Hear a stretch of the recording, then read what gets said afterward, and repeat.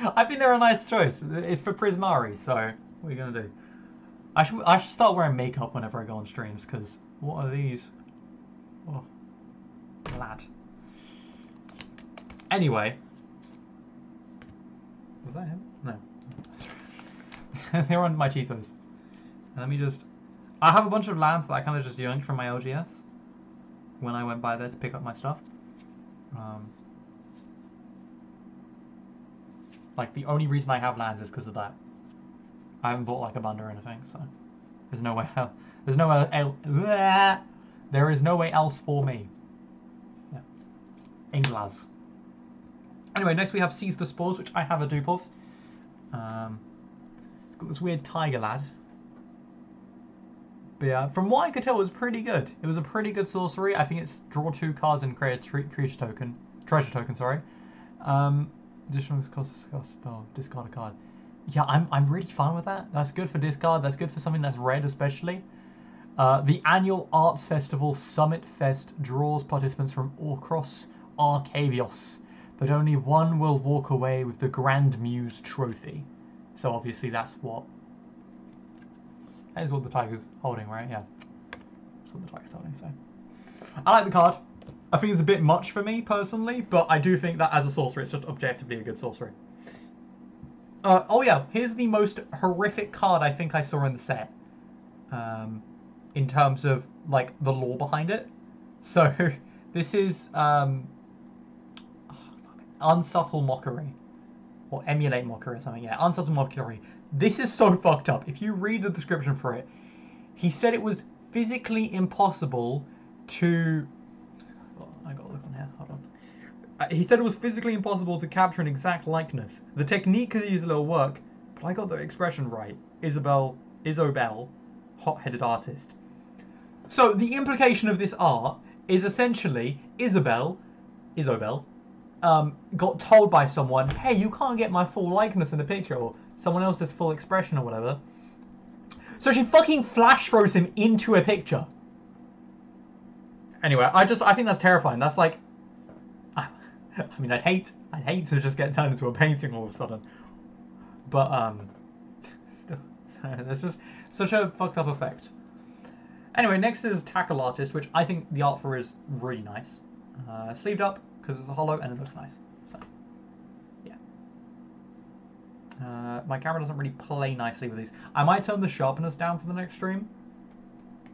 If anyone sees this before tomorrow, do give me advice on what I can do with my camera settings to make it more normal. Like, I've got this shit, like this wavy stuff all over the thing. I don't know why that's occurring. I don't do cameras, I don't do tech. I do drawings, that's my thing. Yeah. That's the reason why I'm not good at magic. I'm not quite concrete enough for it. But yeah, the only text of this one is, let's paint the field red! Oh wait. Let's paint the field red! Because he's an orc, and I like Warhammer, so. But the Opus ability is also pretty good because it's +1/+1 counters with a trample creature. That's just delicious. Honestly, one of those cards that I wouldn't mind putting in the deck, and I can definitely see this being used in like a proper deck and having its value pop off, to be fair. But don't listen to me because I don't actually know enough. Anyway, next we have Rearing Embermare, which I will say reminds me of Lorcana for some reason, but I honestly vibe with it so hard. Ooh, just a good card. Just a good little thing to get out there. I think it's a bit expensive, but for what it is, I think that's pretty spot on, to be fair. Essentially 5 mana. Well, 4 mana plus 1 red. But yeah. The text is, terrible creatures, a restorer's worst enemy is fire. Osgir, the Reconstructor. Yeah, that's my fire cards. Oh yeah, and then there was Spectacle Summit, but I think you guys saw that at the start. I believe I did show that off well enough. Boop. Yeah. I'm not editing this video at all. No, I don't like editing videos. I'm lazy. Maybe if I do what ifs again, I will. But that's not going to Rumble. And if I put it on YouTube, go on. I take so long to upload. I wish I was like what's his face, Michael, from Lily's boyfriend. That chick who faked her voice for several years. I forget her name. No, it is Lily. Yeah. She got like the flowers. Lily Pichu. That's it. And Mike something. Michael seems chill. Lily unsettles me, but if I say that, it just sounds like I'm saying that because of the fact that she got outed for faking her voice. I don't know if she got outed for it. I don't know the exact details. I just know that I watch a lot of certain people who do topics like that. So, and I believe it. Anyway, for this, for Spectacle Summit, shaped by both its own wild nature and the magic of visiting artists, the muse and the surrounding landscape are a wonder to behold. There is another card. I believe it's, I'm pretty sure it's blue. It's called something muse. It's obviously a Prismari, definitely. And it's one of the texts for it is that when you look at it, you most people who in Prismari go to it for inspiration because it's just such an inspiring thing to look at. I say that simply because I think it's cool. It's a really pretty card as well, and as an artist myself, God, that sounds so wrong. I can't call myself an artist and like take myself seriously for it. Technically, I am, but I just can't take myself seriously for it. Sorry, I'm just quickly reordering this stuff.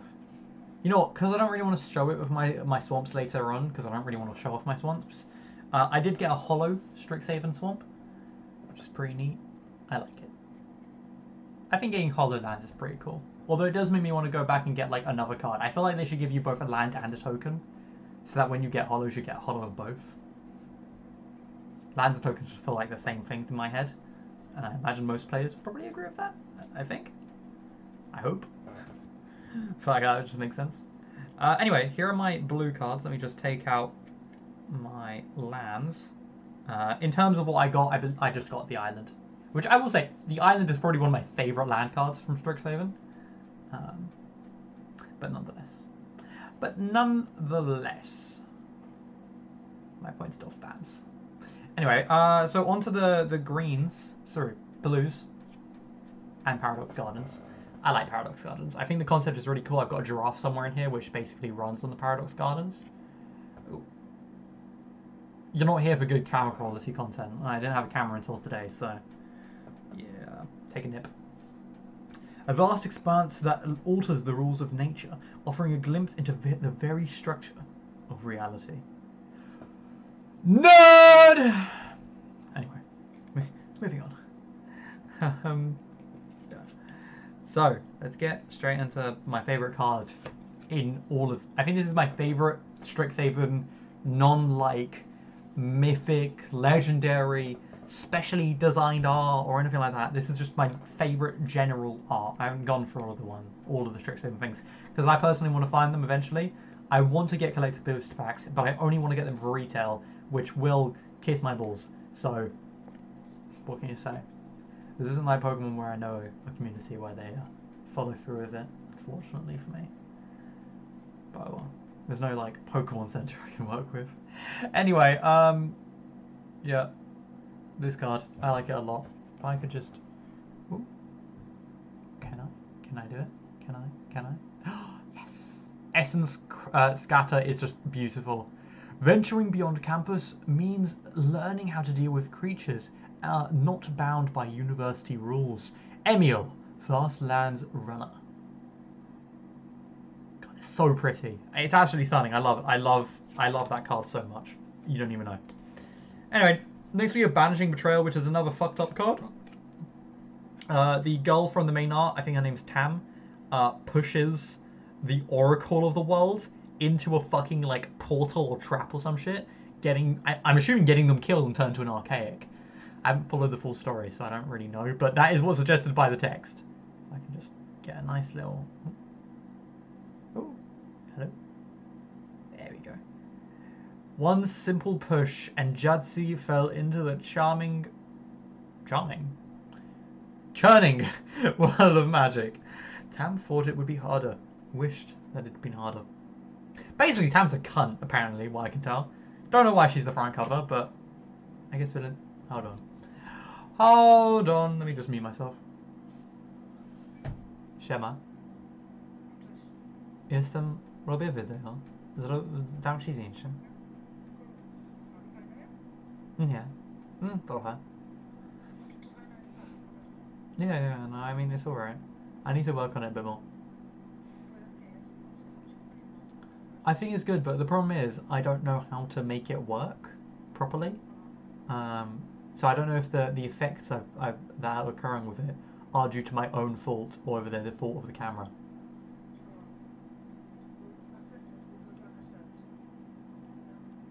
Yeah, sure.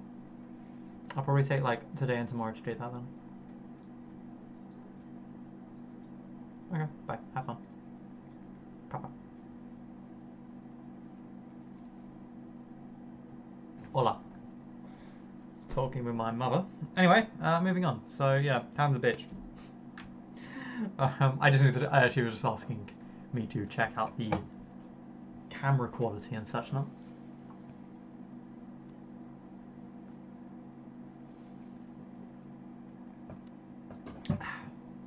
Because, well, this shit's happening. I don't know how to fix it. I truly do not. I need to work on it a bit more. Maybe properties? That might be them. I'm assuming I need to do like custom. Oh fuck! I need to manipulate some stuff around. Basically, is what I'm understanding. Filters.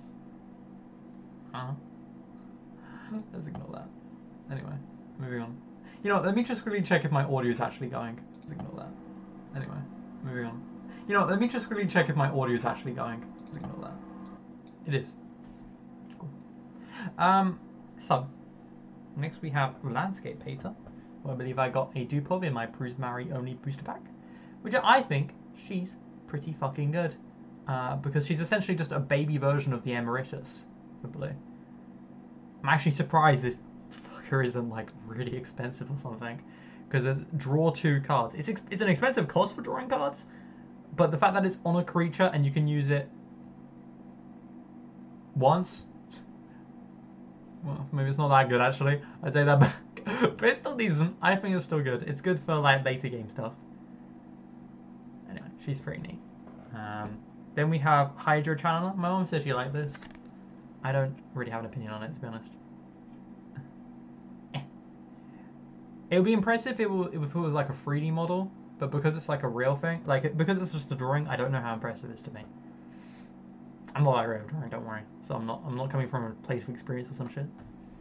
But yeah, Hydro Channeler. This one has text saying, only when they can defy the laws of nature can a Quandrix student claim to have mastered a spell. Just one spell requires you to manipulate. Aren't all spells manipulating the law of nature? That doesn't. I must be missing something. I must just simply be missing something. Anyway, next we have Deluge Virtuoso. It's like skinny Ursula, essentially. No? You don't see that? Yeah. Can't relate. Anyway, she's pretty. She's alright. She's okay. The stunning effect is the most useful thing.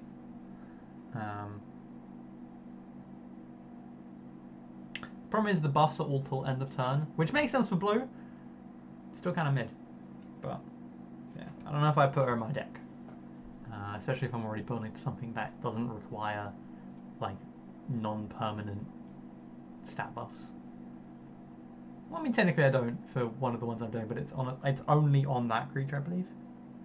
Yeah, it's just this creature, which good in the it might be a cool thing to add to the precon if it's not in there already for Condrix, but I personally wouldn't put it into the deck I'm making because I'm making one around Berta because I got recommended by the. I watched the Todayarian Academy video on it, and they brought up Berta as one of the commanders, so I was like, fuck it, we ball. I made it. It's kind of mid. I also just bad using it, but we'll see in the future. We'll see. Anyway, next we have Campus Composer, another one I have dupes of. Very pretty, this one. It's probably the prettiest one of the dupes I have. No? I'm not gonna. There we go. I think in terms of the actual use of it, I mean, I think it's alright. I don't think it's anything crazy, though, I wouldn't say. But, I mean, the sorcery ain't too bad with summoning a token with flying. Theoretically, could just mean you could win just based on that. they have no like flying removal ability. Anyway, next we have Brush Off. Brush Off it, lad. Which is pretty neat, although I do think it's a bit stupid. Or maybe I'm remembering the Rowan and thingy scene. Yeah, whatever. Anyway, the text for this one is, "You're the one who brought a priceless scroll to a duel." Which I will say, that probably is why I'm thinking of Rowan and stuff, because her brother... Oh, God. Will? It's probably Will. Her brother Will specifically brought like a priceless tome with him that got splattered with ink from a Silvercore student, which I do believe was Zillion, I think is his name. Anyway, next we have Run Behind. The Sky Coach waits for no one. Basically, your average day of the bus leaving without you is this card. Also makes stuff cheaper from attacking, so that's fun. Quite ironic, because, yeah, whatever. Sorry, guy got beat up on a bus once.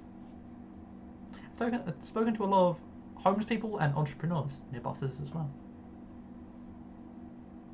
Anyway, next we have Spellbook Seeker, which I think has a better effect than the Draw 2 card, I will say.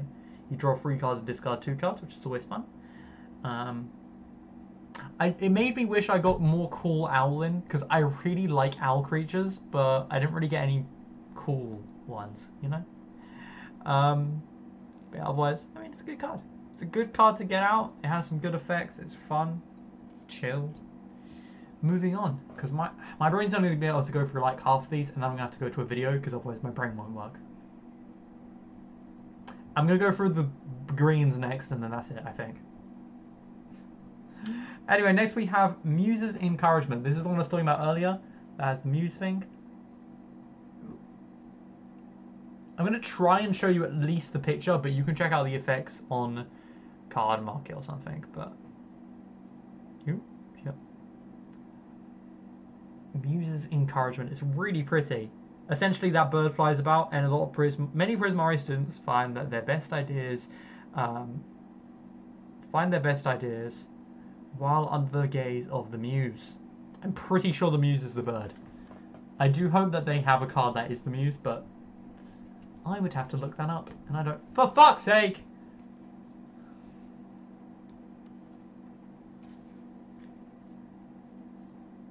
Alright, let's move on to these. I'm going to show off... Oh, nice. I'm going to show off Titan Grove, and then I'm going to go through the rest of the greens. Yeah, that's the card I got. That's the land I have. So, Titan Grove. Yeah, yippee! So yeah, Titan Grove. From the scattered skeleton of an ancient death grew the secrets of healing and prolonging your life, or quietly ending it. I love teaching students how to poison other students. Hell yeah. I mean, it's pretty cool having an entire town instead of a fucking dragon mouth. It's essentially, it's basically just fairy tale, isn't it? It's just fairy tale. I like fairy tale. What the fuck is happening with my... Anyway. Aberrant Mana Worm is the next card. It's a good card, off rip. It's a rare. What is the equation for terror? Lost research note, Paradox Gardens. Fucking everything happens there, doesn't it? Well, no, but the Paradox Gardens seem pretty fucked up to be around. I wouldn't really want to stay there for too long. Next we have the Graph. Hold on. The giraffe. The giraffe. I bet it's called the Graphaloon. Graphaloon. Hungry Graphaloon. Which is found inside of the Paradox Gardens, which is why I mentioned it before. The nature of Paradox Gardens is such that beasts that live there are always exactly as tall as they need to get a snack, which is why this card has reach. God, what a fun lore. I love the lore of Magic. It's really cool. Efflorescence. Wherever your foot falls, life blossoms in its wake. Lizette, dream. Dean of the Root. Yes, I speak English. It's a pretty card. I don't really know what's going on in it. I can get it. I'm a bit slow as well. So I'm assuming she's just using like some flower magic, essentially throw-in magic, to Great kind of a couple of green bits and bobs here and there in the air. Or Hibana. Hibana's probably more accurate. If flame was just mana. Anyway, next we have Wild Hypothesis, which has a shard. No, that's not what they're called. Guys that are used for tokens. Those lads. Fractal. That's it. Fractal creature. Anyway, it's cool. I like it. Bye. Mindful Biomancer. Yeah. Very nice little cute one. Although I will say, from this blurriness, it looks like a Little Nightmares character. Like, I feel like I'm going to get robbed by it. Yeah. Pretty. No text. I sometimes think I've learned more from the smallest of beings than from all of my professors combined. Yeah, if I could just quickly check something. Hold on. So I don't know if I would maybe recognize the bug from, well, anything else from any of the other cards. For maybe it was you know that one frog that like every time it enters you get buffs from it, or you get health. Anyway, next we have Barog Barrage, which is gonna come up later as a black card when I come back to this tomorrow, because Barog Barrage is a different character. Is it? No, sorry, I'm thinking of something else. But yeah, it's cool. It feels like a Skylander, so I think it's cool. I've still got a Skylander above me right now. It's the Wildstorm one. I heard that it's like 100, 200 quid or something online, but I bought it when it was like, I thought it was like 10, 20 quid. Probably bought it from Sex as well. I had to leave Dorador to attend Strixhaven, so I brought a piece of home with me. I don't know what Dorador is. Anyway, I got one of the weird forests. Don't tell anyone, but they remind me of AI art, and I don't like them. I think they look kind of mid. I do kind of wish they did something a little bit more with them, like what you saw with basically every single Beyond set, and I think even Lorwyn had a pretty cool full art. Edge of Eternity's had really cool ones, and so on and so forth. Anyway, I can feel myself mentally losing it, so I'm going to set the ones we've done today to the side.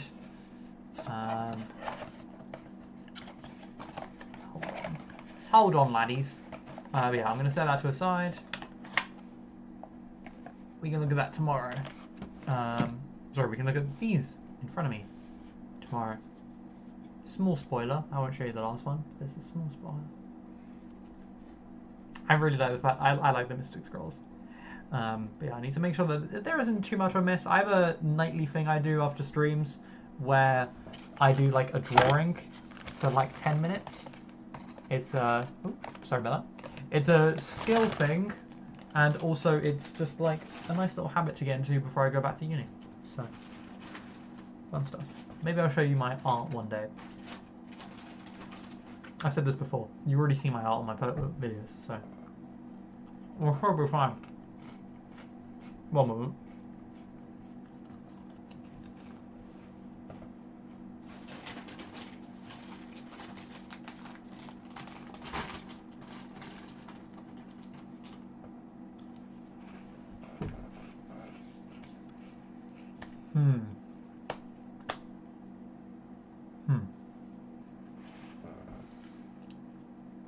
So, question, what do we do next?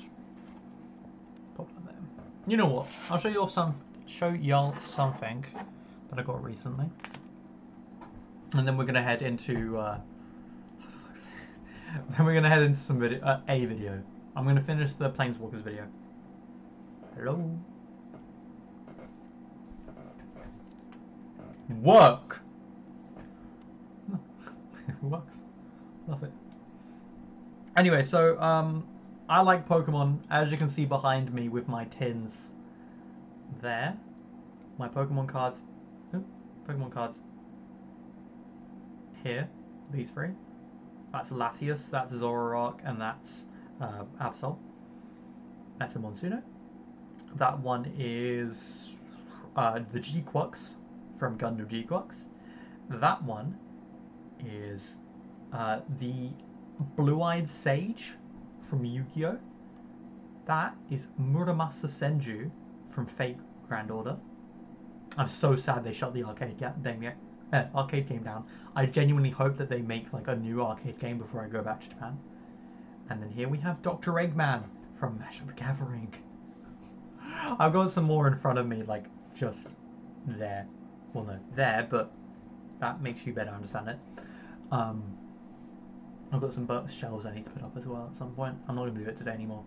I was going to do it today, but I had an off day today. I felt a bit depressed, as one does. But yeah, when I put that up, I'm going to move some figures there, some Gundam. I've got a G-Quux and a bigger G-Quux there. So I'll probably put those up. Maybe Dio. I've got Grim Chowser. I went to Japan recently, so I have a bunch of new figures, which is great. But yeah, shelf a couple there. I shelf a couple here, shelf a couple there. I want to get more Gundam, I'll be honest. I really enjoyed G-Quux. I really enjoyed the manga for ZZ? The one about the Titans. I plan to look into more. But yeah. I know some people say they don't like G-Quux. Suck my dick, I don't care. I'm new. Anyway, what I want to show you was just... so, Pokemon as well. I got the Ascended Heroes booster bundle. And here are some cards I got from it. I didn't get anything special, but as in terms of like, I didn't get like a super special art rare or anything like that, but I got some nice stuff. Here's the Giovanni's Team Rocket Giovanni card. I think it looks really cool. I think he goes hard as fuck in that image. Then we have Salazzle, who's about to enter an orgy. That's clearly what's happening in that image. Like, I'm not even making up. It genuinely, they all look like they want to fuck her. Which I understand. Ignore that. Then we have Banette, which I think is an absolutely stunning card, and I see why it's priced at 10 quid. I'm not selling anything on them though. Do not worry. I sell stuff for Pokemon, so I can buy more stuff for Pokemon. I recently bought the Mega Scrafty EX from Japan for 10 quid. That's arriving in like a month, and I got like maybe £1 off, but oh well, £1 or two. I also bought this Scrafty because my favorite free Pokemon. Well, there's a couple more, but I think my top 3 Pokemon are Lugia, who I have 0 cards of, Metagross, who I tried to collect where I can, but none of the recent sets have had a Metagross other than the most recent one, and Distant Rivals. Distant Rivals didn't have anything special, so I did manage to get the cards from that. But for the new one, Steven's Metagross EX cost like 100 quid to 40 quid. And I'm not spending 100 to 40 quid, so fuck off. But I certainly want to get an SAR of Metagross at some point. And then my final most favourite character is Scraggy. Although I will say Scrafty is growing a lot more on me, especially with it getting a Mega, with it getting... I got some plushes from Japan, which are just beyond my screen. Grab. Here we have Scrafty, looking fabulous. And... and Scraggy. I will say the way they modelled Scrafty makes him so much more appealing than Scraggy. Love Scraggy, but this little bobblehead ain't doing it for me. But oh well, they headbutt a lot, so of course their skulls are all fucked up. But yeah, Squirtle is probably one of the top, and it's kind of it for the tops that I can immediately think of. Banette is definitely up there. I drew a Banette when I was younger, like a Mega Banette, Lucario, and a Alolan Marowak mix. But yeah. Anyway, let's move on now. So I'm just going to quickly switch my screen real quick and snazzy or like that. So moving scene. Oh! Oh! I made a mistake! Whoops. I made a mistake. Anyway, let's move into this. Now you can finally see how I'm truly reacting to things.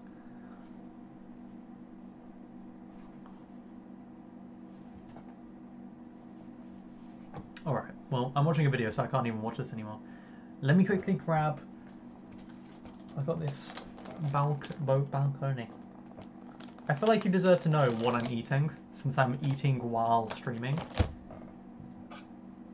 I'm low on water, so let me go grab more. By the way, If you want a tour of the stickers I have on my bottle, I'm willing to give one. But just give me one moment so I can go grab myself some water. Ah, I am wearing trousers.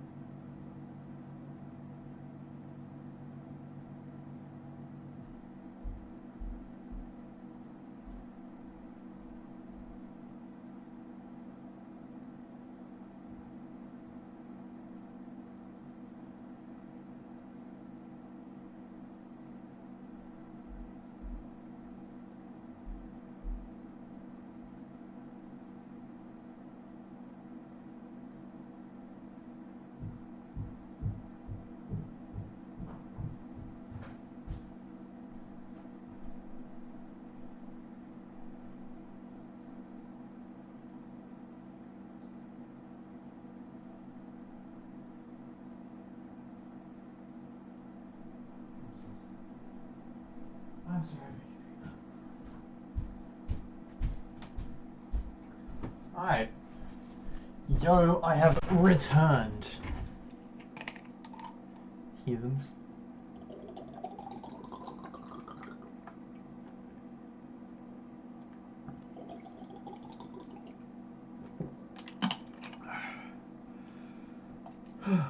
Now I can't burp and I can't burp anymore because I'm on camera. Anyway,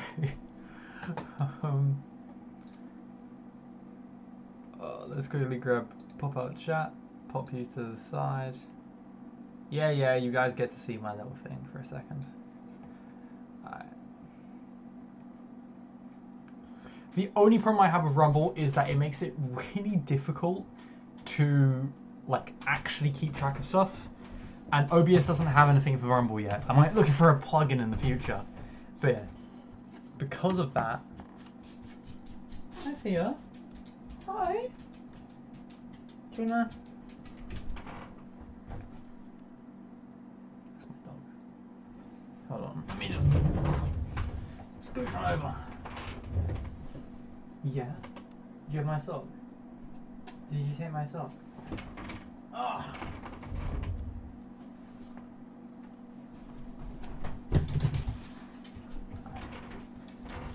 Ah, she's a needy little ass. Yeah, you're gonna go over there? Okay, love you too, bye. Anyway, let's get to the first video. If we'll see if I can be fucked to do more than one. Anyway, by the way, yeah, I've got my little icon at the top, don't I? Anyway, let's get into it. Oh, hold on. Before I watch the video, let me open this bad boy up. I've been incredibly interested in eating this stuff because I'm hungry. No, that's not why. No, I was interested because when I was at the shops, I was like, oh, for fuck's sake, I have to cut it myself. Fuck.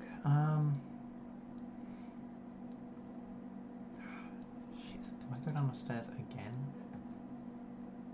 Am I that much of a fat fuck? Yeah, I am. Hold on. Oh, God, I'm gonna have to go downstairs again. I really do wish that people would like the chat. Anyway, I'll be back in a sec. I need to go get a knife. Well, I have a fork there, but that was in eggs earlier. I'm not that lazy.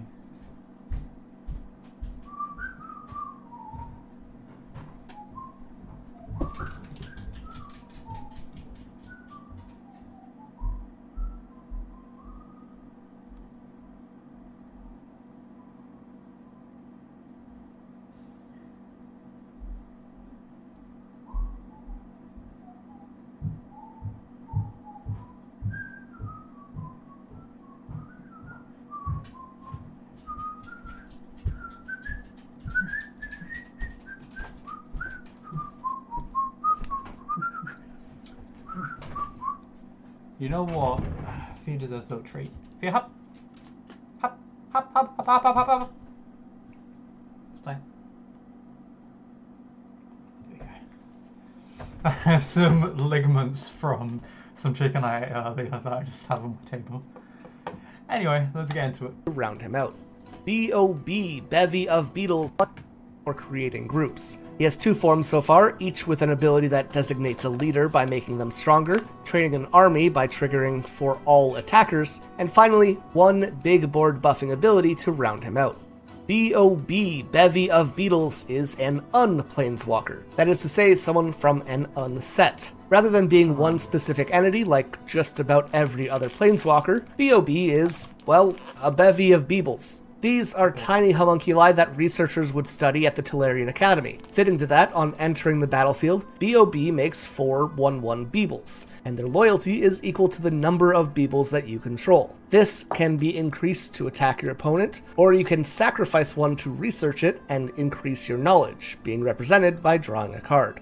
Calyx is aligned with white and green. He is from Nyx and acts as an agent for the Theran god of destiny, Clothis. Calyx is the first on the list to be a I already made a fucking joke about this one. Wear some goddamn clothes first, then. former planeswalker. He gained his spark in order to pursue Elspeth, however he lost it in the desparkening after New Phyrexia's invasion of the multiverse. Calyx has 1 card, and it's all about enchantments and using them to create advantage. Chandra Nalaar is probably the most iconic red planeswalker, and she is our first member of the Gatewatch, the group of planeswalkers formed to battle the Eldrazi Titans. Chandra has more cards than any other planeswalker in the game, with 19 of them, although she actually has 20 if you want to include her Heroes of the Realm card. With so many different playable forms, she has a bunch of very unique abilities and identities, but the general theme is fire, and typically presenting that through creating mana or burn damage. Comet is yet another unplaneswalker, and he is in fact a stellar pup. Now, Comet isn't a dog person, he isn't really special in any way, shape, or form, he is quite literally just a dog. And to make things even stranger, he only has 1 ability. However, this ability is dictated by a dice roll, allowing for 4 separate opportunities. He can create squirrels to chase, dig up cards from the graveyard, and even bite your opponent. Commodore Guff is aligned with blue, red, and white. He's a librarian who lives on Dominaria and has a collection of every book ever written, including stories about the destiny of the multiverse. He's one of the 9 Titans who fought against Phyrexia with Urza, despite knowing that Phyrexia would win. That said, he was talked into changing the book to rewrite fate, and ultimately caused Phyrexia to lose. Fitting to a member who was part of and who saved the 9 Titans, all of Guff's abilities on his card revolve around having and strengthening other planeswalkers. Dak Faden is a red and blue thief who can divine the history of anything that he touches, as well as copying enchantments that are attached to those items. So it's he's got, what's it called? Psychomancy?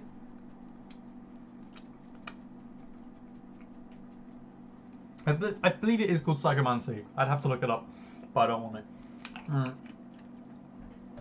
You know, I remember reading, and this is the only reason I know it's in Star Wars. I remember reading that fanfic where the character starts off in Star Wars, and one of the main things he uses is Psychomancy to copy the memories of people who had used things. He can't abuse it because he has to have his own opinions on things for certain systems to work, but it was a really good fanfic. If you want to read it, it's called Reincarnation Tavern. It's currently on a bit of a hiatus, but it's such a banger. He originally comes from the plane of Fiora, however, he was killed when his spark was harvested by Nico Bolas's Eternals. Fitting to his abilities, Dak's cards allow you to cycle, gain control of artifacts, and steal permanents when you target them with spells.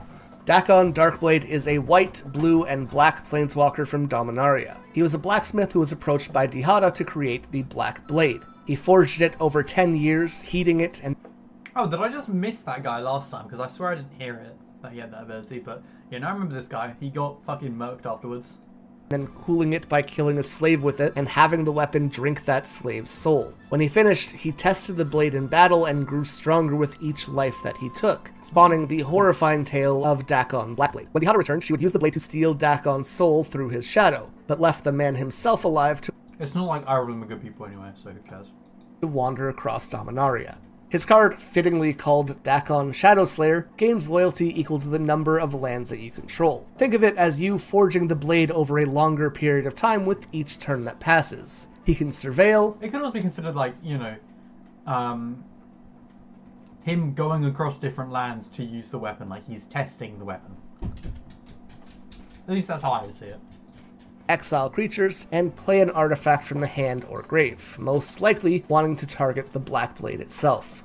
Daretti is a goblin planeswalker who is aligned with red and black mana. He was born on Fiora and became an artificer who would create his inventions using scraps. Despite general discrimination against goblins, Daretti was still able to become a successful professor thanks to his genius. We've seen him in two different cards now, and as you might expect, he is very artifact-focused, allowing you to create them, sacrifice them, and use their scraps to either build something new or to produce weapons that destroy your opponent's permanents. Davriel Kane is a blue and black planeswalker that steals the spells from people's minds, and while this offers a massive wealth of power, he also has a contract with a World Soul entity that gives him unlimited power in exchange for surrendering control. This being uses him to try and approach other entities like itself. He can steal the memories of other players by forcing them to discard. Then, once the opponent has nothing left and he is set up, he turns the spells that he stole against the owner by dealing damage to them each turn. Domri Raid is a green and red planeswalker from Ravnica. He was orphaned and abandoned in a small bit of Ravnica's wild as a child, and grew up idolizing the Gruul. However, he was too weak to join them, and so he formed his own clan of feral beasts. Sorry for being a little bit quiet, it's just that we've already gone through every single one of these guys. The reason I didn't remember one of the guys here. But for the rest of them, we've already watched them. I think this guy's story is pretty cool. And his skills handling them would eventually evolve into his own brand of magic. He would use this to drive out a wild herd of rage beasts, and in doing so he finally proved his worth to the Gruul. As such, each of Domri's 4 cards sees him searching for, buffing, and creating creatures. Dovin Bond is a blue and white planeswalker. I remember this guy. He is a very cool looking fella. From Kaladesh. He's a Videlkin Minister of Inspection who strives for perfection in all things, with an innate talent for magic which allows him to find the flaws in any system or machine. He is famous for incrementally improving things in Kaladesh while making use of a Thopter spy network to keep his eye on the entirety of the nation. Dovin has 4 planeswalker cards that revolve around creating time for development, weakening or stunning cards, healing or drawing, preventing damage, and creating Thopters, anything to buy time to reach your goal. Cool. Eliwick Tumblestrum is our first non-Magic the Gathering planeswalker. That is to say that she comes from Dungeons & Dragons rather than being from Magic's lore or an unset. In her own world, she used the Wish spell to get a lucky draw from the deck of many things. With this, she became the greatest bard in the multiverse. But in Magic, she is a green planeswalker that allows you to venture into the dungeon, grab creatures from the top of your deck, and rewards you for each unique dungeon that you've completed. Elminster is another D&D tie-in, this time using white and blue. He's known as the Sage of Shadowdale and is one of Faerun's most powerful wizards. As such, his Planeswalker card makes your instants and sorceries cheaper for each card that you have scryed. He can also turn the top card of your deck into a bunch of fairy dragons, which is just kind of fun. Elspeth Tyrell is a white-aligned planeswalker. She'd be good with like all the white dragon, blue dragon tokens, I think.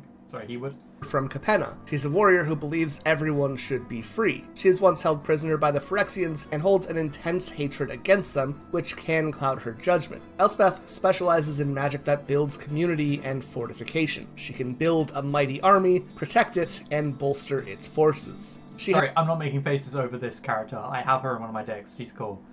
I just found out there's an inspiration area on YouTube Studios. Let me just quickly show you. Which I just thought seemed hella gay. Not in that way, don't worry. But like, what the fuck are these?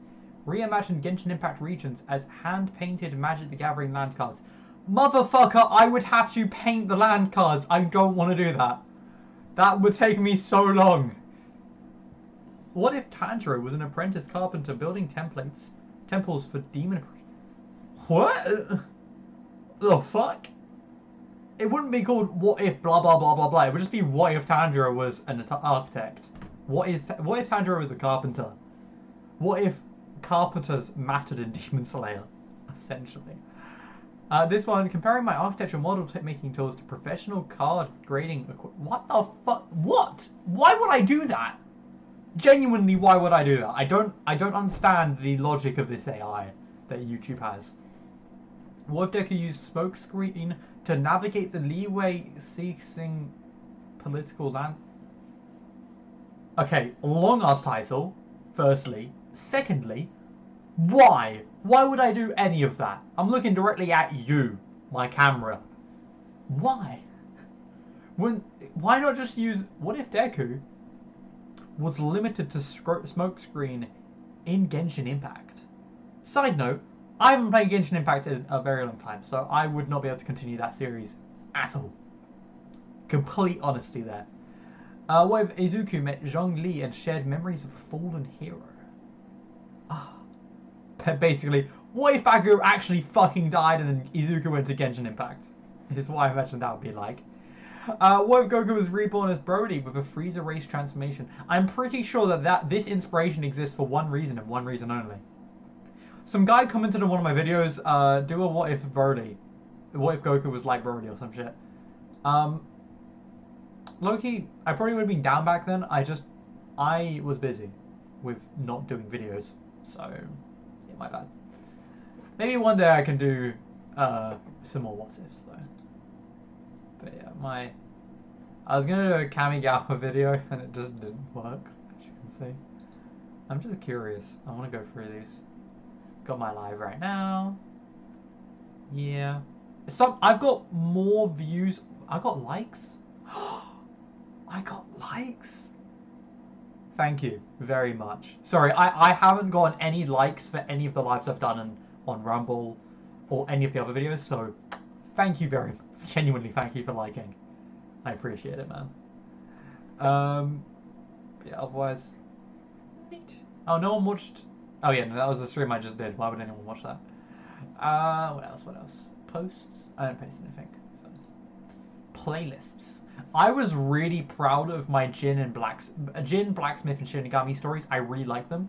The Kurosaki story, I'll be honest, I stopped making videos because of the Kurosaki what if. Because I got so in my own head about how I fucked it up, and then I kind of just crumbled under my own pressure. So, do tell if you want me to go back. I love Bleach, so I am willing to go back. I'll probably make an entirely new series where I just revisit the whole idea and just break it down into something a little bit better. I've done a bit more audio. I'll probably do more voices and stuff, but yeah. But yeah, What If Deku Was a Shinigami was heavily inspired by a book called Blue Phoenix, I think. I found it on Tapas, and a really good book, but I haven't read it in about, well, 4 years. Maybe a little bit less. I remember trying to revisit and I just didn't get that far because actually I don't know why. I think Tapas was being a pain in the ass, so I just kind of gave up. But I would definitely be willing to revisit this one, if not just continue it. Deku Was a Jin. I love Maggie. I watched the Sinbad series. I watched a couple episodes of I think I watched season 1, and I read I managed to find I think 2 chapters of the manga. So I read both of those, but I want to get more into Maggie. So if you guys want me to do this, continue it. I'm so down. I'm genuinely so. I want someone to want me to do this because I enjoyed it so much. But I don't think I would do it just of my own volition. I would need someone to push me to go back to What Ifs. Unless I get a really big urge. I thought of doing Sans on my back or some sort of Sans related thing and a couple of little bits and bobs. But yeah. Anyway, then you got What If Naruto Was a Blacksmith. I don't fully remember this one to be honest, but I do remember enjoying writing it, or not writing, talking about it, because I didn't write any of my scripts. I didn't write scripts. I only wrote minor scripts for this one, which, to be fair, it was my most successful view-wise and like-wise, I believe. So that might be a good idea to have done. Also, because I did it regularly, probably helped. But anyway, yeah, you're gonna ignore that one. Podcast courses, promotions. I don't have a job, so no. Collaborations, yeah, I'm not collabing. Anyway, that's just me going back from my stuff, traumatizing myself. I want to check something. No. I talk weirdly. I don't know what it is, but when I'm on stream, my voice gets like squeakier. I don't know why. No, I do know why. It's because I spend most of my day whispering to myself, so I sound completely different to how I usually sound, and then I think that this is a weird voice for me. Anyway, I think that's enough chit chat. I'm gonna get back in the video. Has 7 Planeswalker cards, with most revolving around creating tokens, buffing them up, gaining life, and occasionally recursion or destruction effects. Estrid is a blue, white, and green Planeswalker who uses enchantments to disguise herself with different masks that grant her strength and skills based on the creature that they represent. This allows her to have just about any ability that she might need at any given time. As a Planeswalker, she can grant enchanted masks that protect whatever they attach to. She can untap those permanents, and she can return enchantments from the... I still think that this bald lady looks pretty cool. And that her mask thing looks pretty cool. Hold on. I got hiccups now. I gave myself hiccups from water. What a retarded... Anyway. Oh, fuck. Grave to the field. Freyalise is a red and green Planeswalker that is a half-elf from Dominaria. She was the protector of the Sky Shroud, and generally had very little interest in anything outside of her domain. However, in her final moments, she would choose to sacrifice her own life for the betterment of her plane. Freyalise's Planeswalker could almost be considered a representation of green mana. She can create Llanowar elves, destroy artifacts and enchantments, and she can draw cards for each creature you control. In many ways, it is like a forest that can grow and protect itself. Garruk Wildspeaker, the iconic green Planeswalker with a specialty in creatures. He tries to live as one with nature, standing as the greatest natural predator as he connects with the beings he kills to gain their strength. Garruk has 8 Planeswalker cards, mostly being green and revolving around creating beasts, drawing, and overrunning your opponents. While he was cursed by the Chainveil, he also splashed in black mana and incorporated destruction. Oh my god, he looks like a lore-accurate Dragonborn build. Effects as well. Gaedrone Dihada is an ancient demonic Planeswalker who's... She's hot. I don't care. She's attractive. aligned with all colors except green and specializes in corruption and enslaving magic. All she cares about is gaining power by taking control over other strong beings. This could be existing powerful creatures like the Elder Dragon Chromium, or those who have great potential like Dakon. Dihada has appeared in 2 cards, one that prioritized placing corruption counters on... What a switch up in the design. Oh, I'm curious. ...on creatures and then taking control of them, and another which focuses on legendary creatures which she can find the potential in. Gideon Jura is a white planeswalker from Theros who was instrumental in the founding of the Gatewatch. He is a soldier and tactician who specializes in magic. I looked at like half of these bastards last time. I don't know why it sent me back so far. Protection. He had a strong belief that those with power should protect the weak, something which he proved with his very last breath, opting to sacrifice his own life to save Liliana. Gideon has appeared in 8 Planeswalker cards, focusing on exile, buffing and protecting creatures, and preventing damage. Another non-canon Planeswalker from the D&D universe is the Grandmaster of Flowers, Bahamut. Bahamut is the dragon god of justice who often disguises themselves as a mortal to wander.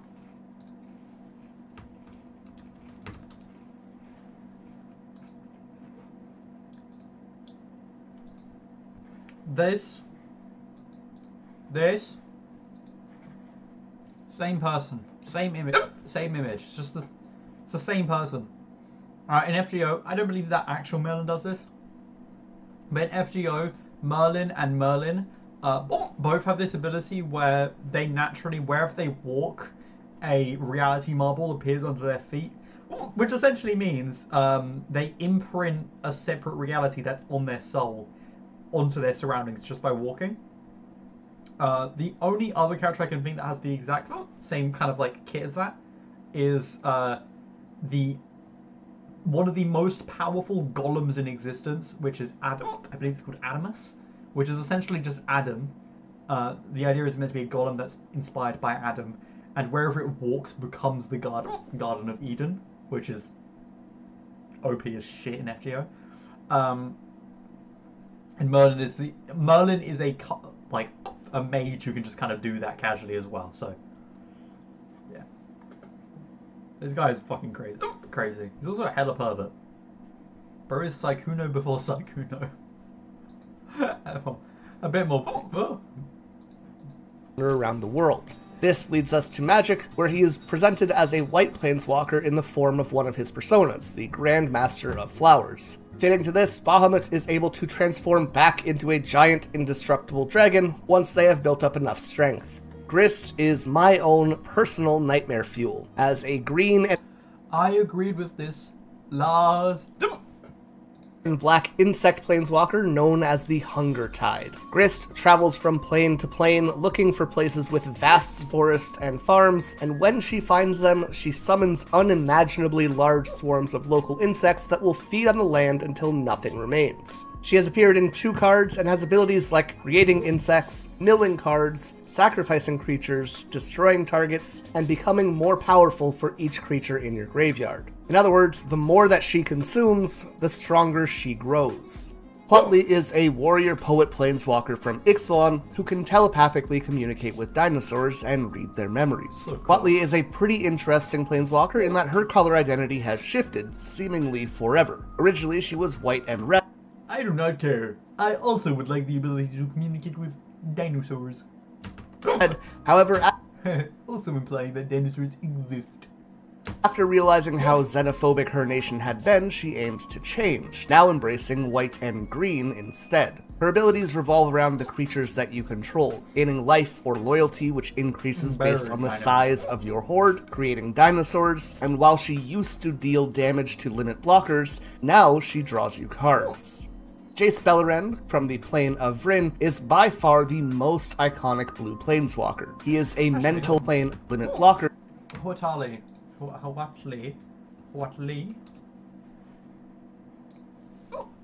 I'm just curious, because she might be a really good add-on to my...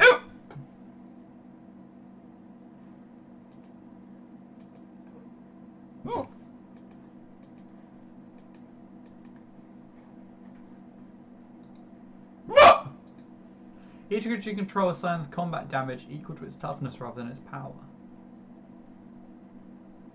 What? Like it's a bump? Like they have...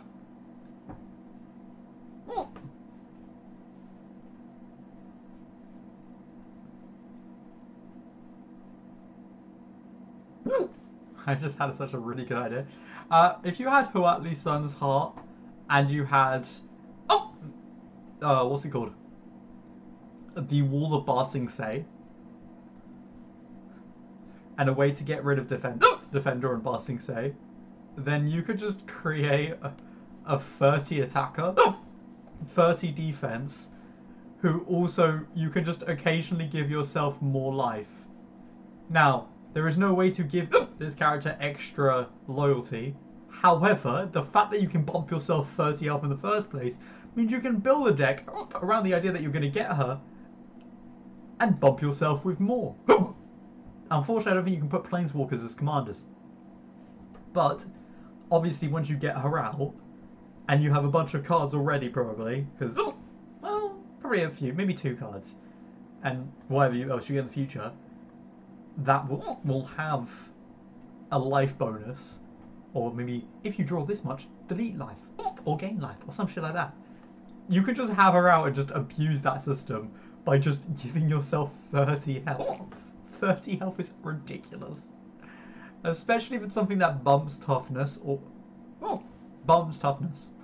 or moves for every amount of toughness. Sorry, every amount of health point you get, you add attack or something. That would just be stunning. I will say the only problem with Huatli is you can't get rid of it, which means permanently each creature you control assigns combat damage equal to toughness first. Which kind of means you have to use her in a defender deck. That's the only problem I have with her. Because, yeah, unless you just naturally are better with your...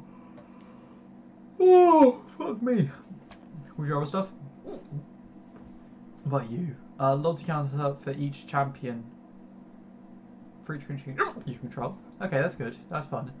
Target creature gets X until you know X is the number of creatures you control. You put an emblem with whenever creature control and just to make sure a card.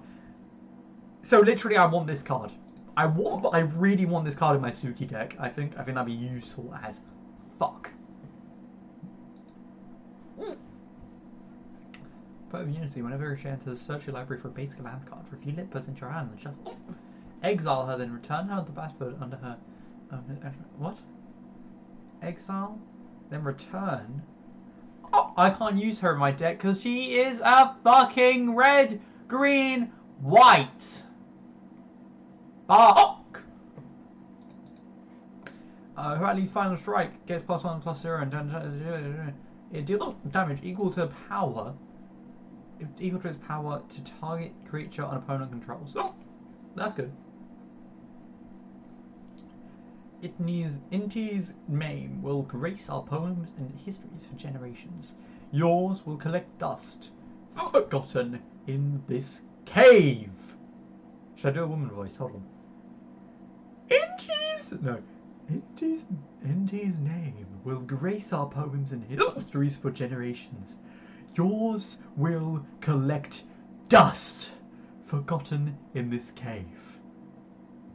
Wait, yours will collect dust, forgotten in this cave. Yeah, it's a good card. I don't think I'm going to be adding it though. Well, at least Raptor, when this creature enters, proliferate. Well, fuck me, that's really good. The essence of X-Land was never far from here at least. It's a good card. It's just a good card. It's rather cheap as well. At least Snubborn Vigilance. Nice. Don't make the mistake.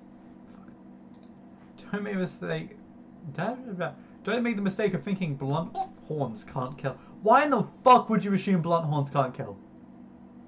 If you're getting charged at by a beast that is that chunky, that fucker is bigger than a tree. If you think that can't kill you, you're a moron and have never lived in real life. The reason why hippos and rhinos are frightening, and elephants and giraffes, is because when they run at you, you fucking die. Same with like a horse. If it like ran over you, you'd break your limbs. Well, that's also the same for giraffe. I think a giraffe would necessarily kill you. But if you have a rhino run at you, I don't think you're worrying about what kind of bluntness there is on its toenails. I mean, horn. You're more so worrying because it just threw you a meter away, or you're now on its horn as a permanent ornament. Getting pissed off with this fuck-ass hiccup. Anyway, cool cards. Moving on. Let's go back. I don't know who this is. He's just like one of my videos. So I keep accidentally clicking on it. Now she draws you cards. Jace Beleren from the plane of Vryn is by far the most iconic blue planeswalker. He is a mental mage specializing in telepathy, clairvoyance, and illusions, allowing him to manipulate. This is my rendition of Jace. I know fuck all about him. This is my rendition of him from one look. My heart! I loved her! My heart! How could you do this? I break my heart in pieces. This is my last resort. Suffocation, no breathing. That's Jace. Yes. I know lore. I don't know anything about him. I've seen him in like 2 or 3 pieces of lore at this point, and I still don't know anything about him. And understand all of those around him. He is only really being limited by his knack for getting amnesia. Jace was the... Huh? How frequently do you have to get amnesia to have a knack for him?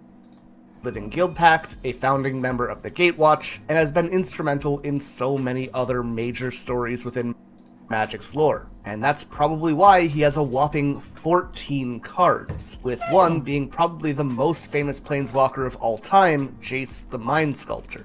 His abilities tend to include drawing, scrying, bouncing creatures, and a whole lot of mill. Oh, and also, he went to space as Space Beleren once, but we don't have to talk about that one. No, Jared Cathalion is our first once.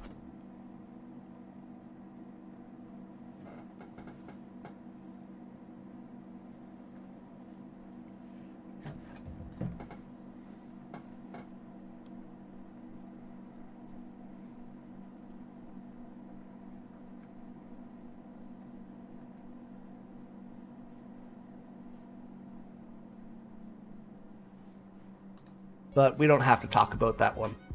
Jared Cathalion is our first 5-color planeswalker. Born on Dominaria, Jared is a swordsman who channels magic into his blade as he swings. Most recently, he returned... I don't actually remember the movie, but you know that one movie where it goes... It's like, my name is Duke of Arrakis! This guy reminds me of that one clip. I don't know. I don't remember how that guy looks, but I can imagine him going, my name is Paul McGrady's, Duke of Arrakis! I don't remember the full quote, but no one sees that? Okay, no, that's fine. I disagree. I fully believe he looks like that. Also kind of looks like Jason Momoa? No, he doesn't. Not even close. You know that one guy you know that game that Jack Black played? He's like the main character and he wields an axe. I think it's on the Wii. I could be wrong. Maybe it's on the PlayStation or Xbox. But it's not Guitar Hero. I don't think. But I don't know. It's like a more mature version of that character. For the second Phyrexian invasion and joined the new coalition. However, currently he is working on freeing his homeland from Dihada. As a mage with access to all 5 colors of mana, all of Jared's planeswalker's abilities revolve around that idea, creating a 5-color Kavu, giving creatures strength based on their color identity, and returning multicolored cards from the grave. Jaya Ballard is a pyromancer from Dominaria who wields red mana through fire and lightning. While her student Chandra used fire hot-headedly, Jaya lives with a clear head and is often considered a master of control. We've seen her as a planeswalker 3 separate times, each demonstrating a different part of her life. First, a more aggressive stage, adding more damage to your red sources. Second, becoming a more talented mage, allowing you to manipulate instants and sorceries by adding mana or casting them from your grave. And finally, as a teacher who creates students with prowess.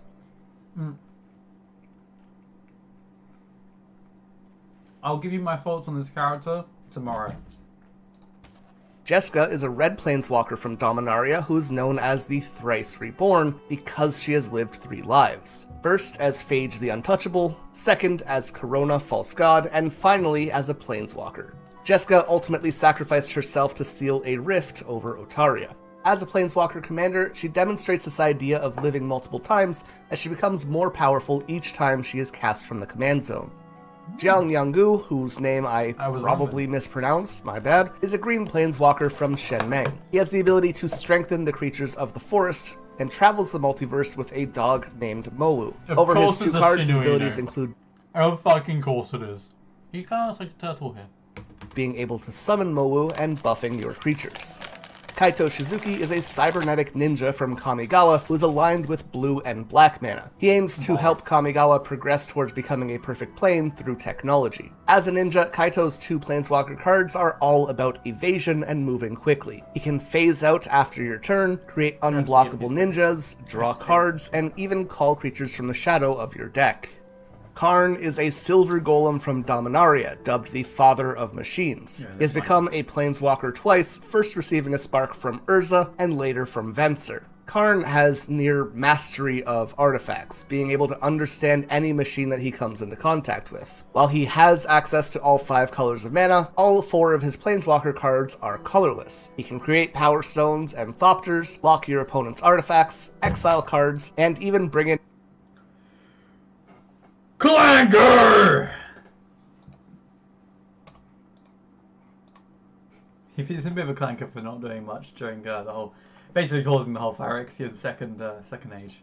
Cards from outside of the game. I won't Cosmina is a blue and green transformation wizard, turning her enemies into helpless frogs and taking control of people's minds. However, if all else fails, she can always create blades of pressurized air which can slice at her opponents. We've seen her on 2 separate cards, and each has a separate passive ability. One which makes your creatures and planeswalkers harder to target, and another which takes control of other planeswalkers.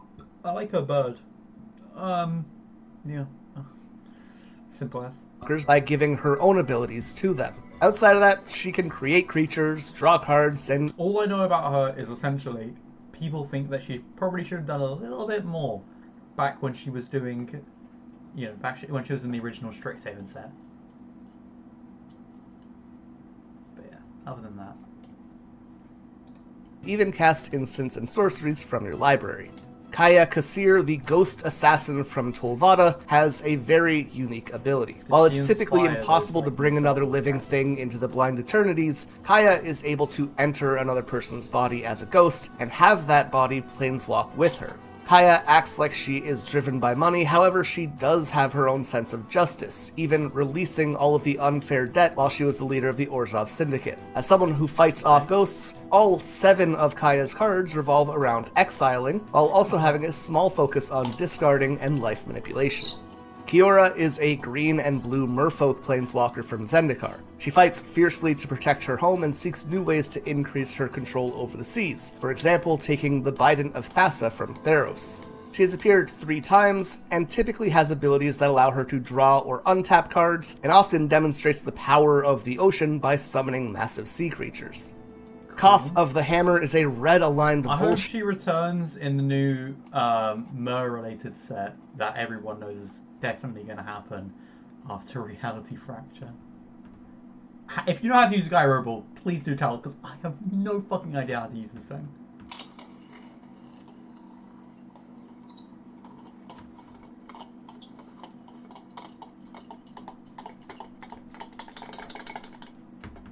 Shock Planeswalker from Mirrodin, who specializes in geomancy. Koth desires to bring peace and harmony, but will gladly bring a mountain down on any who threaten his home. He has been in 2 Planeswalker cards, each really leaning into that moving mountains idea. He can untap them, turn them into living creatures, give mana for each that you control, or use them to produce damage.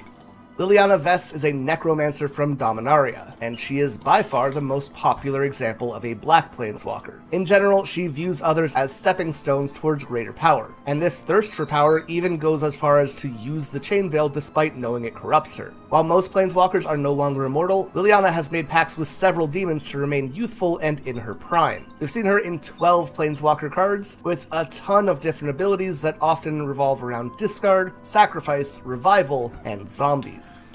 Lolth is a black-aligned deity from Dungeons & Dragons. She is a goddess of both drows and spiders. Her planeswalker card becomes stronger with each friendly creature that dies, sacrificing themselves to the cause. She can create spiders, draw cards, and I don't know why the sound starts squeaking. Do I just need to put it down? I think. ensures that your opponent will always take at least 8 damage from your creatures. Lord Windgrace is a Panther Warrior planeswalker from Urborg on Dominaria, and he was one of the 9 titans who fought with Urza. He's aligned with black, red, and green mana, and hates all things mechanical after fighting the Phyrexians. When Windgrace died, his spirit returned to his homeland where he continues to watch over it as an avatar. As a planeswalker card, all of his abilities revolve around lands, with an ultimate that creates 6 cat warriors to stand and fight with him to protect the forest. Luca is a planeswalker with the ability to bond with animals and Sorry, what the fuck happened with Luca? He didn't look like this in fucking Strixhaven. What happened? Why is he a fucking crab?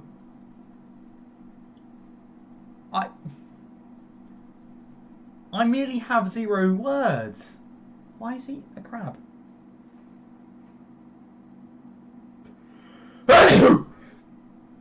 Sorry about that. I couldn't mute my mic fast enough.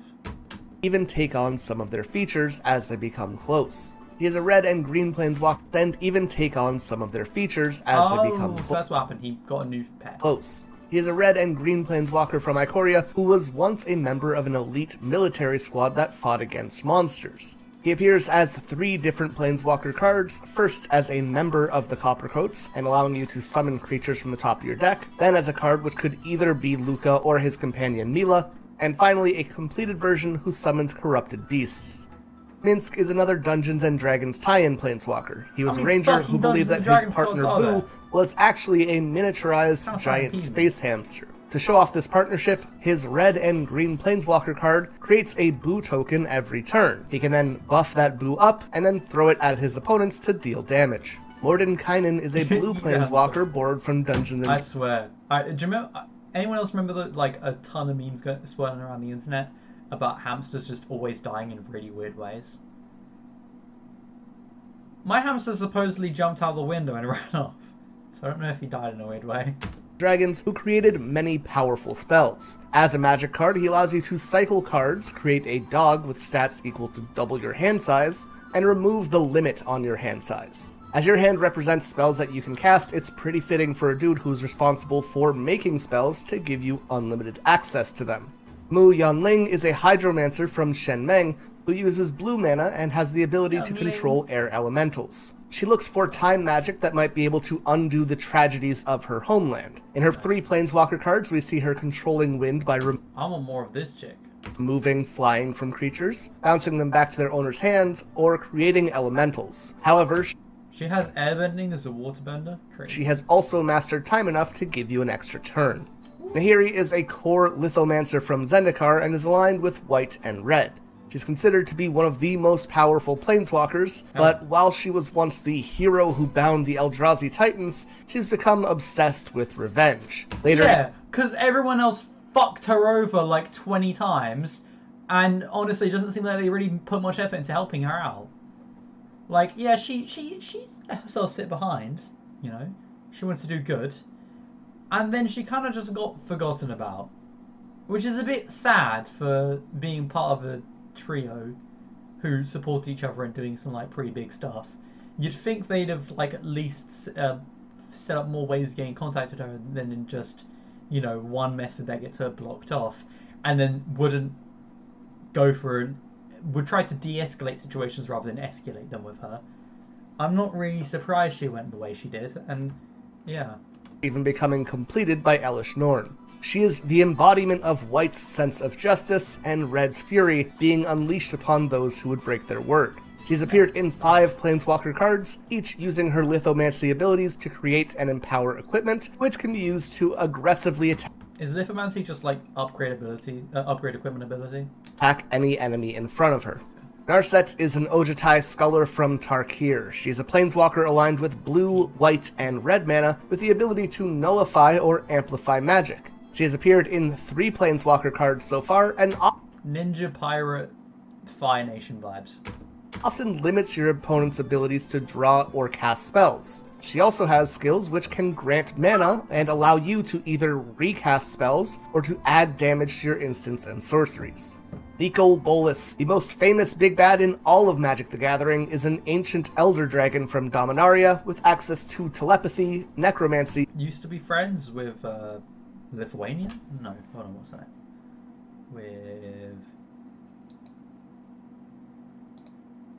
the Eldrazi Titans. She's become obsessed with revenge, later even becoming completed by using her lithomancy abilities to create and empower equipment, which can be used to aggressively attack any enemy in front of you to either... No, that's not his name. And, I think it was Gideon, no. The vampire dude, I'm sure he's gonna come. recast spells, or to add damage to your... The Gathering is an ancient elder dragon from Dominaria with access to telepathy, necromancy, and energy manipulation. As a planeswalker, he has access to black, blue, and red mana, and over his 5 cards we can see him with themes like card draw, permanent destruction, exiling, stealing creatures, direct damage, and in some cases even offering a win condition. Nico Aris is a blue and white planeswalker from Theros. I don't know, I remember someone else saying, I think it wasn't OTG, it was Aether Hub. Well, obviously, I'm thinking I'm watching his video right now. But one of his other videos, he was trying to make this guy out to be like this really cool planeswalker who might be an up-and-coming character for something or another, or would be really good in Strixhaven, the original set. And I don't know, man. I kind of wouldn't want that for one of the sets I'm getting into Magic from. I got into from Aether Drift, but I don't know. He's really ugly. He's really ugly, and there doesn't really seem to be much lore that's making me want to be interested. And unfortunately, those are the main things I categorize characters off of. He can conjure and manipulate metallic mirror shards that seal any living thing pierced by them inside of a pocket dimension. This can be used for his allies to dodge attacks or to lock enemies away. Nico has an X-cost planeswalker card which creates shards that let you scry or draw. In terms of flavor, he then uses these mirrors to make his allies unblockable.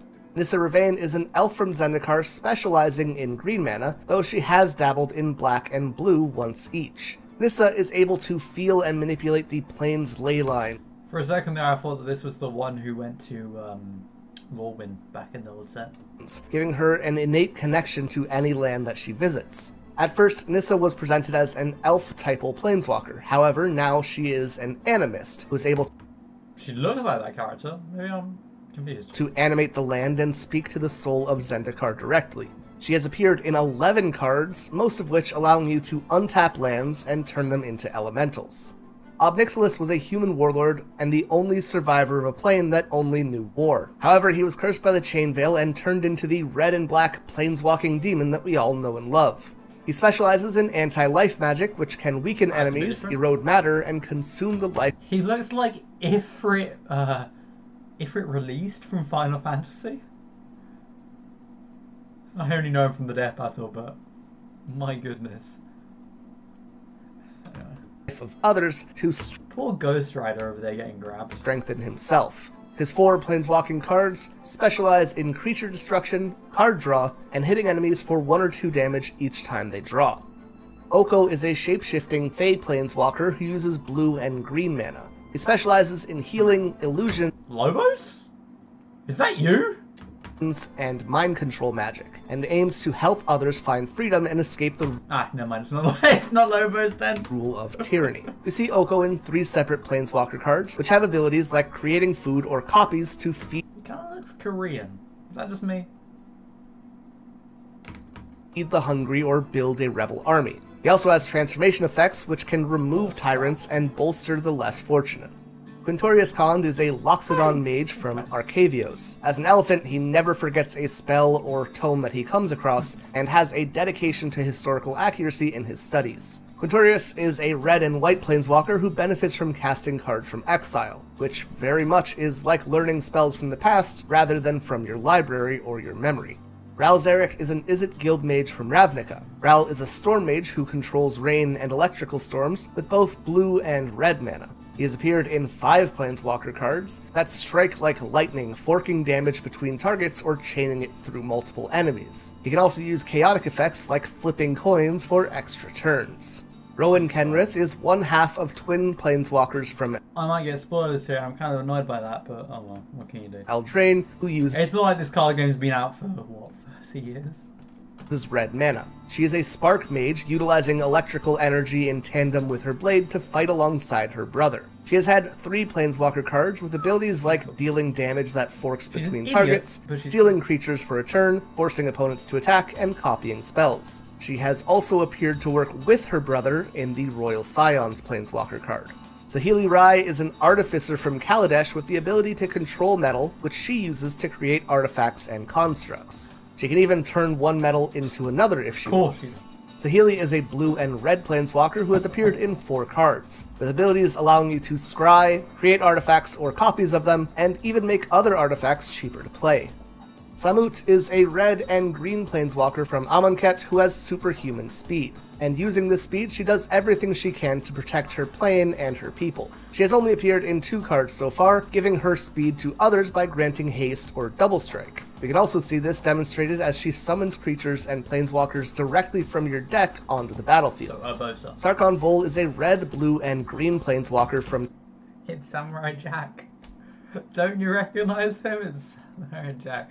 From that one episode, well, couple episodes, where his hair gets really long. Tarkir, who can communicate with dragons, though in the past he has worked with black mana as well. Sarkhan craves power and always strives to gain status, something which has led him to work with Ugin and eventually led him to being corrupted by Nicol Bolas and becoming a mindless pawn. Sarkhan has 7 different planeswalker cards, usually dealing with direct damage, mana generation, and summoning dragons. Sarah is a white planeswalker with an affinity for angels. She was strong enough to create her own plane, Sarah's Realm, and populate that with angels as well. The people of Dominaria founded the Church of Sarah to worship her as a goddess. She's only been in a single planeswalker card and has abilities to turn creatures into angels by giving them the power of flight, create angels, and effectively makes you immortal as long as you have a creature on the field. Savitri Skarzam is a blue and black planeswalker who specializes in controlling dragons. Her main magic surrounds summoning and speaking to dragons telepathically, though she can control the power of flight, create Sarah 1, she's hot. 2, I wouldn't mind her in my Suki deck. Sarah the Modern Horizons. Everything's in Modern Horizons. 8 angels, and effectively makes you immortal as long as you have a creature on the field. Savitri Skarzon is a blue and black planeswalker who specializes in controlling dragons. Her main magic surrounds summoning and speaking to dragons telepathically, though she can also use hydromancy and cold magic. She only has 1 card so far, putting fear into your opponent's creatures and requiring them to pay life to attack you. She can also search your deck for dragons and destroy all non-dragon creatures on the field. Sorin Markov is a black and white vampire planeswalker. Yeah, this is the guy who kind of fucked himself over with the whole Zahari thing.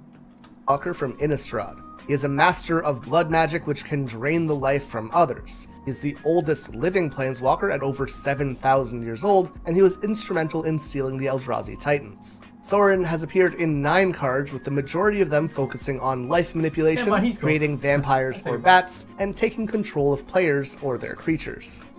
Tamiyo is a moonfolk from Kamigawa who can harness green, white, and blue mana. She is a truth seeker and I think I have her card. hopes to explore every secret of the multiverse. I think that's the only Planeswalker card I own. Her magic revolves around the stories within her scrolls, which each give her unique powers. Tamiyo has appeared as 5 Planeswalker cards, with almost all of them having ultimate abilities that create emblems, and you could almost see these emblems as her scrolls, which each give her those different effects. Outside of that, many of her abilities involve tapping permanents, drawing cards, or recurring instants and sorceries.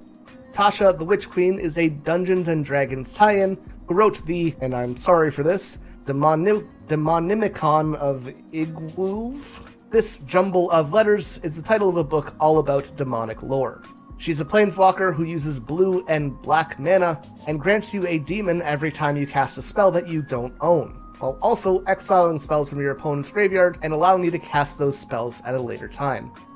Teferi Akosa is a time mage from Dominaria who uses white and blue mana. Teferi was the former ruler of the island of Zalfir, opting to phase it out of existence to avoid a cataclysm. However, in its disappearance, he found an overwhelming sense of guilt that he has traveled through time saving people to repent for. Teferi hates violence, and as such, his abilities in all 9 of his cards seek to resolve issues peacefully. Because of that, he focuses on drawing, tapping, returning cards to the deck, protection, and exiling.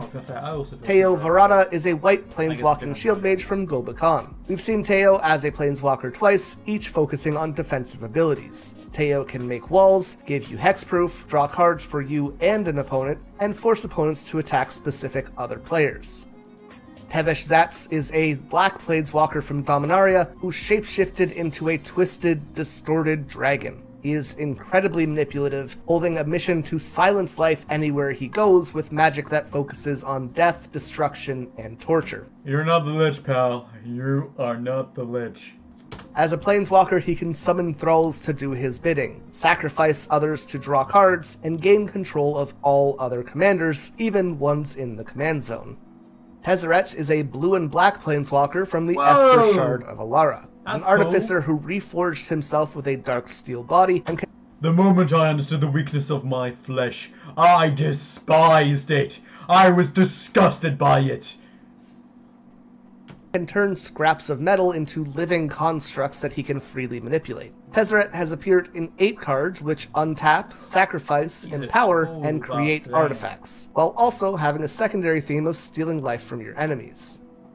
The Wanderer is a white planeswalker and the Emperor of Kamigawa. She can absorb any and all kinetic energy and channel it into her sword. Unlike other planeswalkers, her spark was unstable and forced her to travel planes randomly, thus giving her the title of Wanderer. She has appeared in 3 planeswalker... Wanderer is it's like those army nicknames where it's all stuff that's just like embarrassing stories about you.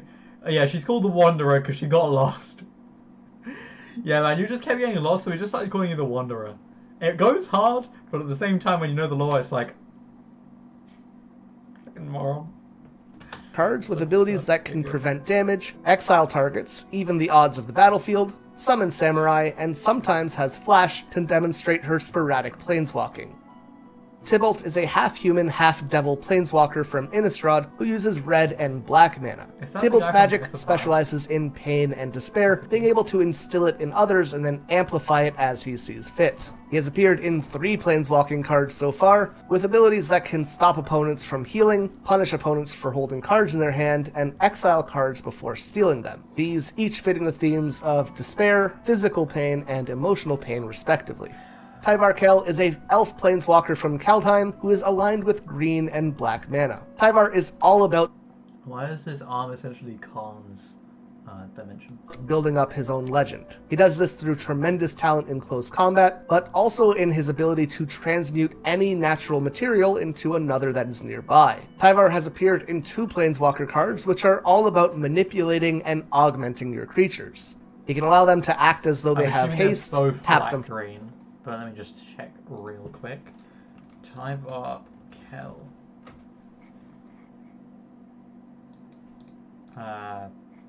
Not this one. Tyvar. Oh. No, never mind. Okay, so I've got Tyvar's stand somewhere.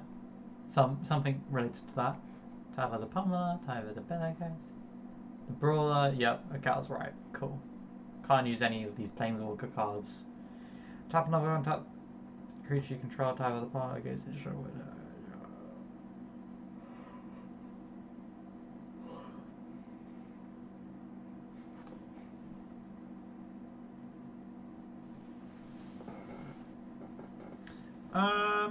I don't think I'd get these, so I'm gonna close that. For mana, untap them, revive them, and even give them keywords like Death Touch. Ugin the Spirit Dragon is an Elder Dragon planeswalker from Dominaria that can turn energy into matter. Ugin is the twin brother of Nicol Bolas, and is likewise one of the strongest planeswalkers in existence. He tends to use his powers to create rather than destroy, however his Ghost Flame is capable of incinerating near- Oh, this was the guy who helped out, not Ugin. I mixed that up. Minor mistake, considering one is the biggest evil in the universe and the other one is not. Nearly anything in the multiverse. Ugin has appeared as 2 planeswalker cards, each revolving around the theme of colorless cards, exiling, and creation. Urza is a mage from Dominaria and the founder of Tolarian Academy. He has a natural affinity for blue mana, but he does have access to all 5 colors. Urza is a man of obsession, devoting his life to battling the Phyrexians and just a tad of eugenics and genocide. He has appeared in 2 planeswalker cards, one from an unset, and another which can only be created by melding an Urza creature with the Power Stone. I love how he's the headmaster and he's just a head. Gifted by those stones, he can use 2 planeswalkers' abilities each turn, which gives you access to draw, spell discounts, soldier creation, and exiling opponents' permanents. Most fitting, though, is Urza making himself indestructible before nuking the field. You know, like a crazy person might do. Oh, you know. Venser is an artificer from Dominaria who uses white and blue mana. His magic has an emphasis on teleportation, but he also has a... Is he perchance part of the mercenary group of Star Wars? Passion for creating powerful artifacts. As a planeswalker, he can flicker permanents on your board, make creatures unblockable, and exile permanents each time you cast a spell. Vivian Reed is a green planeswalker from Scala who is known as the Queen of Ghosts. Vivian is able to summon spirit creatures by firing her arc bow. She can make living creatures grow larger, and she aims to put an end to civilization so that the multiverse can return to its natural order. She has appeared in 7... Love, what the fuck did you just say? I hope whatever she just thinks is absolutely incorrect about the start of the universe or some shit. How would that return it to its natural order? What's to say that the natural order isn't a bunch of random fuckers getting the abilities to make more planes, like a self-sustaining organism?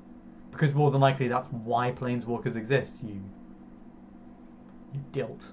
Planeswalker cards with abilities that all focus on summoning creatures, giving keywords, and bumping up creature stats, and sometimes pretty dramatically. Occasionally she also has a secondary focus on destruction effects. Vraska is the Gorgon assassin guildmaster of the Golgari Swarm on Ravnica. She is a green and black planeswalker who seeks for the equality of the Golgari and to put an end to the Azorius' corrupt sense of order. She has appeared in 7 planeswalker cards and has abilities revolving around card draw, sacrifice, destruction, and fitting to the assassin title, alternate win conditions or kill setups. They look more like tentacles than snakes. Either through toxic, setting an opponent to 1 life, or straight up making them lose the game on the spot. Vronos was a blue planeswalker from Innistrad. He had been attacked by werewolves who shredded his... I can't lie, it feels like this guy's using some sort of like AI filter over all these characters and it's kind of peeving me. It's just kind of like, this is clearly made by someone, but something's been overlaid over it that's just... my brain doesn't like it. face. However, he eventually found himself on Alara where he learned all about metalworking magic. Using this, he constructed a mask with an Ethereum infix to empower himself. His Planeswalker card allows him to phase out other Planeswalkers to protect them, force opponents to return permanents to their hand, and transform an artifact into a 9/9 unblockable construct with Vigilance and Indestructible. Will Kenrith is the twin of Rowan. He is a Cryomancer from Eldraine who uses blue mana to produce ice that can control the flow of battle, thus allowing his sister to land effective strikes. As a Planeswalker, he can freeze opponents by reducing their power to 0 and make them fragile enough to be killed in 1 hit. Not useless on his own though, he can also allow you to draw cards and discount your instants and sorceries. Finally, he can transform permanents into elementals or copy spells to close out a fight. Of course, he also appears to work with his sister in the Royal Scions. Ren is a dryad that symbiotically binds with and pilots treefolk. She connects with trees that she hears the song of, then travels the multiverse with them until they are ready to die, at which point she will bring them back to a location that they wish to meet their end at. She is a Planeswalker who has access to green and red mana, which we have seen over 3 different cards, pairing with 6, 7, and Realmbreaker. Ren almost always has abilities which includes land manipulation, creating creatures of some kind, and graveyard recursion. She's part of that.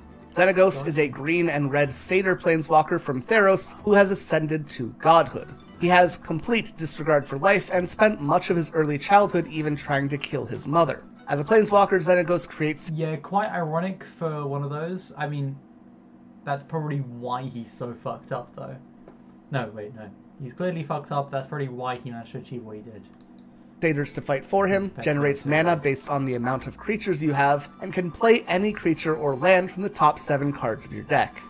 Zariel is a red-aligned Archdevil brought over from Dungeons & Dragons. She was tasked with observing the blood war between demons and devils, but became obsessed with fighting in it herself. Her Planeswalker card gives your creatures haste so that they can enter the fray of battle faster, she can create devils who deal damage after dying in her service, and she can even give you another battle phase to keep the blood war going. And finally, there are cards given as awards, called Heroes of the Realm cards, which are given to WotC staff to recognize significant impact on their business. Included... Am I one of the cards that was like for a dead kid or something? Kudos. I'm not dissing the dead kid, I don't know if I seem particularly emotional. I probably don't, but just because I'm tired. Not because I don't like kids or something. Included in these are a few existing characters in new lights, like Chandra, as well as a few new planeswalkers. These include Dungeon Master, who is a white and blue planeswalker based on Dungeons and Dragons. His loyalty comes from a d4+1, he creates skeletons, he rolls a d20 with a chance to either skip your next turn or draw a card, or he can give you an adventuring party, complete with a fighter, a cleric, a rogue, and a wizard. Inzerva, Master of Insight, is a red and blue commander which allows you to draw 2 cards and discard 1. They can scry 2 from every player's deck, and they can make an emblem that forces opponents to play showing their hand while hitting them for 1 damage every time they draw a card. Void, the Inverse Sun, is a blue and black planeswalker that mills 3 and then returns cards from different universes to your hand. You can also choose a specific universe and cast a spell from that universe by paying X loyalty. Ursta, Friend to All, is a 5-color planeswalker which creates 5-colored wizards and allows you to cast any tutor spell or win the game when you have 20 wizards. Svega, the Unconventional, is a blue, white, and green planeswalker that gets loyalty each time a land enters your battlefield. She can then create a 1/1 token for each type of planeswalker on your field, or summon a copy of an Elspeth, Teferi, Liliana, Chandra, or Garruk planeswalker. And that is all 86 planeswalkers covered as briefly as... Yes! Hell yeah! So much progress. Welcome to the City of Progress, aka my house. as I could possibly do it. This has been a really fun video for me to look into, as I found a bunch of characters I'd love to make full videos discussing. So let me know if there's any that you specifically are interested in or that you want to see get fleshed out in full. If you enjoyed this video, remember to leave a like and subscribe. This is a lot more work than I thought it would be, so any support goes a long way. If you do want to go a little bit further, you can consider checking out my Patreon and helping me make videos like this more possible. All that being said though, I've been talking for what feels like forever, and I am officially out of mana. So I will see you all next time. Thank you all for watching. Cool beans, my lad. I already know what's going to happen next time. We're going to probably do Kamigawa. I'm tired of shit right now. I probably will start doing streams a little bit earlier, just so I can avoid this problem. But as I said, not having the best day today, so that is what it is. Otherwise, have a lovely day. Don't kill anyone. And, yeah. Well, or night. YouTubers, it's probably going to be night. Rumble is probably going to be day. Because Rumble is more American. And YouTube is more likely to be British because they're closer to my location. Anyway, I'm tired, so bye.